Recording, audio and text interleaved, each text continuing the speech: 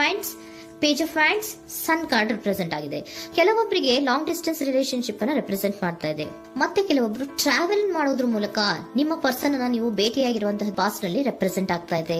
ನಿಮ್ಮ ಪಾಸ್ಟ್ ನಲ್ಲಿ ನಿಮ್ಮ ಲವ್ ಲೈಫ್ ನ ವಿಚಾರದಲ್ಲಿ ಒಂದು ರೊಮ್ಯಾಂಟಿಕ್ ಇತ್ತು, ಒಂದು ರೀತಿಯ ಕ್ಯೂರಿಯಾಸಿಟಿ ಇತ್ತು, ಒಂದು ಎಂಜಾಯ್ ಇತ್ತು. ಕೆಲವೊಂದು ರೀತಿಯ ಮೆಸೇಜ್ ಗಳನ್ನ ಎಕ್ಸ್ಚೇಂಜಿಂಗ್ ಮಾಡ್ಕೋತಾ ಇದ್ರಿ, ಫೋನ್ಗಳ ಮೂಲಕ ಅಥವಾ ವಾಟ್ಸ್ಆಪ್ ಗಳ ಮೂಲಕ ಮೆಸೇಜ್ ಗಳನ್ನ ಕಳಿಸ್ಕೊಳ್ಳುವಂತಹದ್ದು, ಒಂದು ರೀತಿಯ ಕ್ಯೂರಿಯಾಸಿಟಿ, ಎಕ್ಸೈಟ್ಮೆಂಟ್ ಗಳೆಲ್ಲ ನಿಮ್ಮ ಲವ್ ಲೈಫ್ ನ ವಿಚಾರದಲ್ಲಿ ಇತ್ತು. ಪಾಸ್ಟ್ ನಲ್ಲಿ ಕೂಡ ನಿಮ್ಮ ಲವ್ ಲೈಫ್ ನ ವಿಚಾರದಲ್ಲಿ ಯಾವುದೇ ರೀತಿಯ ತೊಂದರೆಗಳಿರಲಿಲ್ಲ.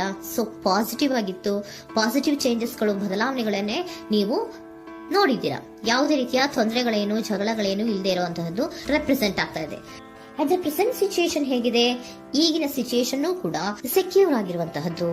ನಿಮ್ಮ ಲವ್ ಲೈಫಿನ ವಿಚಾರದಲ್ಲಿ ಅಟ್ ಪ್ರೆಸೆಂಟ್ ಅಲ್ಲೂ ಕೂಡ, ಈ ಹಿಂದೆನೂ ಕೂಡ ನಿಮಗೆ ಚೆನ್ನಾಗೇ ಇತ್ತು, ಈಗಲೂ ಕೂಡ ಪ್ರೆಸೆಂಟ್ ಅಲ್ಲಿ ನಿಮಗೆ ಕಿಂಗ್ ಆಫ್ ಪ್ಯಾಂಟಿಕಲ್ ರೆಪ್ರೆಸೆಂಟ್ ಆಗ್ತಾ ಇರೋದ್ರಿಂದ ನಿಮಗೆ ಲವ್ ಲೈಫ್ ನ ವಿಚಾರದಲ್ಲಿ ಚೆನ್ನಾಗೇ ಇದೆ. ಸೊ ಒಂದು ಭದ್ರತೆ ಇದೆ. ಲವ್ ಲೈಫ್ ನ ವಿಚಾರದಲ್ಲಿ ಒಂದು ಸಾಮರಸ್ಯ ಇದೆ. ಯಾವುದೇ ರೀತಿಯ ತೊಂದರೆಗಳು ಏನು ಕಾಣ್ತಾ ಇಲ್ಲ.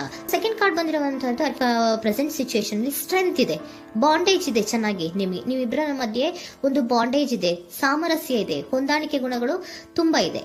ಆದ್ರೂ ಕೂಡ ಅಟ್ ಪ್ರೆಸೆಂಟ್ ಅಲ್ಲಿ ಕೆಲವೊಂದು ವಿಚಾರಗಳ ಬಗ್ಗೆ ಅನುಮಾನವನ್ನ ಪಡ್ತಾ ಇರುವಂತಹದ್ದು ರೆಪ್ರೆಸೆಂಟ್ ಆಗ್ತಾ ಇದೆ. ಅಟ್ ಪ್ರೆಸೆಂಟ್ ಅಲ್ಲಿ ನೀವು ಕೆಲವೊಂದು ವಿಚಾರಗಳ ಬಗ್ಗೆ ನಿಮ್ಮ ಮೇಲೆ ನೀವು ಕೆಲವೊಂದು ಡೌಟ್ ಅನ್ನ ಪಡ್ತಾ ಇರುವಂತಹದ್ದು ರೆಪ್ರೆಸೆಂಟ್ ಆಗ್ತಾ ಇದೆ. ನಿಮ್ ಲವ್ ಲೈಫಿನಲ್ಲಿ ಕೆಲವೊಂದು ರೀತಿಯ ಭದ್ರತೆಗಳಿದೆ. ಸೊ ಯಾವುದೇ ರೀತಿಯ ತೊಂದರೆಗಳೇನೂ ಇಲ್ಲ, ಒಂದು ರೀತಿಯ ಗುಡ್ ಬಾಂಡೇಜ್ ಇದೆ. ಆದ್ರೂ ಕೂಡ ನಿಮ್ಮಲ್ಲಿ ಯಾಕೋ ಆತ್ಮವಿಶ್ವಾಸ ಇಲ್ಲ, ಆತ್ಮವಿಶ್ವಾಸದ ಕೊರತೆಗಳು ರೆಪ್ರೆಸೆಂಟ್ ಆಗ್ತಾ ಇದೆ. ಯಾವುದೋ ಕೆಲವೊಂದು ಅನುಮಾನಗಳು ನಿಮ್ಮಲ್ಲಿ ನಿಮ್ಮ ಲವ್ ಲೈಫಿನ ವಿಚಾರವಾಗಿ ಇರುವಂತಹದ್ದು ರೆಪ್ರೆಸೆಂಟ್ ಆಗ್ತಾ ಇದೆ.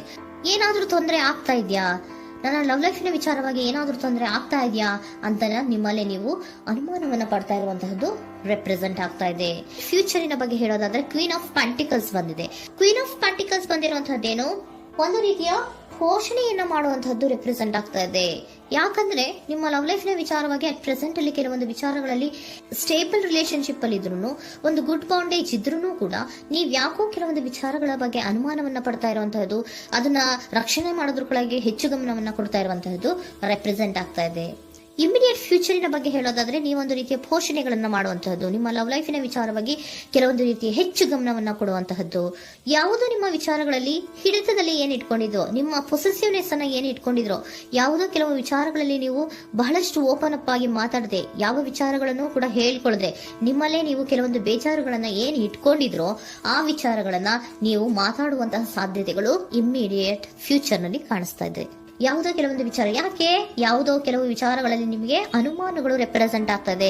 ಲವ್ ಲೈಫಿನ ವಿಚಾರ, ಪ್ರೀತಿಯಲ್ಲಿ ಯಾವಾಗ ಅನುಮಾನಗಳು ಸೃಷ್ಟಿಯಾಗುತ್ತೋ ನಾವು ಅವಾಗವಾಗ್ಲೇ ಅದನ್ನ ಬಗೆಹರಿಸ್ಕೊಬೇಕು. ನಮ್ಮಲ್ಲೇ ಇಟ್ಕೊಳ್ಳೋದು, ಅಯ್ಯೋ ಏನಾಗ್ತಾ ಇದೆಯೋ ಅಂತ ಕೊರ್ಗೋದು ಅಥವಾ ಏನಾಗ್ಬಿಡುತ್ತೋ ಅಂತ ಭಯ ಪಡುವಂತಹದ್ದು ಏನು ಬೇಕಾಗಿಲ್ಲ. ಯಾಕಂದ್ರೆ ಲವ್ ಇರುವಂತಹದ್ದೇ ನಂಬಿಕೆಯ ಬುನಾದಿಯ ಮೇಲೆ. ಸೊ ನೀವೇನ್ ಮಾಡ್ಬೇಕು, ಏನಾದ್ರೂ ಸ್ವಲ್ಪ ಡೌಟ್ಗಳು ಬಂದಾಗ ನೀವು ಅದನ್ನ ಬಗೆಹರಿಸ್ಕೋಬೇಕು. ಯಾವ ವಿಚಾರದಲ್ಲಿ ನಿಮಗೆ ಬೇಜಾರಾಗಿತ್ತು ಅದನ್ನ ನೀವೇನ್ ಮಾಡ್ಬೇಕು, ನಿಮ್ಮಲ್ಲೇ ಇಟ್ಕೊಂಡು ಕೊರಗಬಾರ್ದು. ಓಪನ್ ಅಪ್ ಆಗಿ ಮಾತಾಡೋದ್ರ ಮೂಲಕ ನೀವು ಕ್ಲಾರಿಟಿಯನ್ನ ತಗೊಳ್ಳುವಂತಹದ್ದು ನಿಮಗೆ ಇಮಿಡಿಯೇಟ್ ಫ್ಯೂಚರ್ ನಲ್ಲಿ ಕಾಣಿಸ್ತಾ ಇದೆ. ಯಾವುದೇ ವಿಚಾರಗಳ ಬಗ್ಗೆ ನೀವು ನಿಮ್ಮ ಲವ್ ಅನ್ನ ಅಥವಾ ನಿಮ್ಮ ಪ್ರೀತಿಯನ್ನ ಭದ್ರವಾಗಿ ಉಳಿಸ್ಕೊಳ್ಳೋದಕ್ಕೋಸ್ಕರವಾಗಿ ನೀವು ನಿಮ್ಮಲ್ಲೇ ಇಟ್ಕೊಂಡಿದ್ದಂತಹ ಅಥವಾ ಕೆಲವು ಬೇಜಾರಿನ ವಿಷಯಗಳ ಬಗ್ಗೆ ನೀವು ಹೆಚ್ಚು ಮಾತಾಡಿ, ಓಪನ್ ಅಪ್ ಆಗಿ ಕೆಲವೊಂದು ವಿಚಾರಗಳ ಬಗ್ಗೆ ಮಾತಾಡುವಂತಹದ್ದು ಮತ್ತೆ ಅದನ್ನ ಕ್ಲಾರಿಟಿಗೆ ತಗೊಳ್ಳುವಂತಹದ್ದು ರೆಪ್ರೆಸೆಂಟ್ ಆಗ್ತಾ ಇದೆ. ನಿಮ್ಮಲ್ಲಿ ಬಾಟಮ್ ಆಫ್ ದ ಡಕ್ ಅಲ್ಲಿ ಬಂದಿರುವಂತಹದ್ದೇ ಅದು. ಖುಷಿಯಾಗಿರ್ಬೇಕು, ಸಂತೋಷವಾಗಿರ್ಬೇಕು, ನಮ್ಮ ಲವ್ ಲೈಫಿನ ವಿಚಾರದಲ್ಲಿ ಒಂದು ಎಂಜಾಯ್ ಇರಬೇಕು, ಮತ್ತೆ ನೆಮ್ಮದಿ ಇರಬೇಕು, ಯಾವುದೇ ರೀತಿ ಗಲಿಬಿಲಿಗಳಿರಬಾರ್ದು ಅನ್ನೋಂತಹದ್ದೇ ನಿಮ್ಮ ಎನರ್ಜಿಯಲ್ಲಿ ರೆಪ್ರೆಸೆಂಟ್ ಆಗ್ತಾ ಇರೋದು. ಅದಕ್ಕೋಸ್ಕರನೇ ನೀವ್ ಏನೇನು ಕೆಲವೊಂದು ಸ್ವಲ್ಪ ಅನುಮಾನವನ್ನ ಪಡ್ತಾ ಇದ್ರಿ ಅಥವಾ ಕೆಲವೊಂದು ವಿಚಾರಗಳಲ್ಲಿ ನೀವು ಡಿಸ್ಟರ್ಬ್ ಆಗಿದ್ರಿ, ಓಪನ್ ಅಪ್ ಆಗದೆ ಹೇಳ್ದೆ ನಿಮ್ಮಲ್ಲೇ ನೀವು ಬೇಜಾರನ್ನ ಮಾಡ್ಕೊಂಡು ಏನು ಕೆಲವು ವಿಚಾರಗಳ ಬಗ್ಗೆ ಕೊರಗ್ತಾ ಇದ್ರಿ, ಅದನ್ನ ನೀವು ಓಪನ್ ಅಪ್ ಆಗಿ ಮಾತಾಡಿ ಅದರ ಬಗ್ಗೆ ತಿಳ್ಕೊಳ್ಳುವಂತಹದ್ದು, ಅದನ್ನ ಕ್ಲಾರಿಟಿಗೆ ತಗೊಳ್ಳುವಂತಹದ್ದು ನಿಮ್ಗೆ ರೆಪ್ರೆಸೆಂಟ್ ಆಗ್ತಾ ಇದೆ. ಪಾಸ್ಟಿನಲ್ಲಿ ನಿಮ್ಗೆ ತುಂಬಾನೇ ಚೆನ್ನಾಗಿತ್ತು, ಅಟ್ ಪ್ರೆಸೆಂಟಿನಲ್ಲೂ ತುಂಬಾನೇ ಚೆನ್ನಾಗಿದೆ. ಬಟ್ ಕೆಲವೊಂದು ವಿಚಾರಗಳ ಬಗ್ಗೆ ನೀವು ಸೆಲ್ಫ್ ಡೌಟ್ ಅನ್ನ ಪಡ್ತಾ ಇರುವಂತಹದ್ದು ರೆಪ್ರೆಸೆಂಟ್ ಆಗ್ತಾ ಇದೆ.